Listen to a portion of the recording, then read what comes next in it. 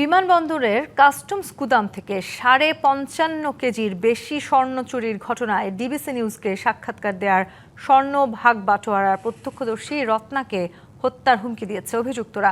এই ঘটনায় রাজধানীর উত্তরখান থানায় সাধারণ ডায়েরি করেছেন তিনি।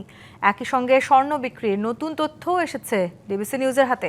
রত্নার অভিযোগ, হেলেনা পারভিন এবং সাবেক স্বামী জাহিদুল ইসলাম তাকে ও তার পরিবারকে ভয়ভীতি দেখাচ্ছেন। রত্নার ভাইকে টেলিফোনে হুমকি দেওয়া হয়েছে বলেও অভিযোগ তার। ডিবিসি নিউজের অনুসন্ধানে বক্তব্য দেওয়ার কারণেই তাকে হুমকি দেওয়া হচ্ছে বলে জিডিতে উল্লেখ করেছেন তিনি।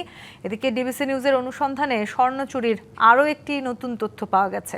অভিযোগ, আমেনার ভাগে পাওয়া কিছু স্বর্ণ ময়মনসিংহ শহরের একটি স্বর্ণের দোকানে বিক্রি করা হয়েছিল। অন্যদিকে স্বর্ণ চুরি সংক্রান্ত সংবাদ প্রচারের পর থেকেই আমেনার পরিবারের সবাই পলাতক। নগদ নিয়ে এলো হার না মানা হার অফার।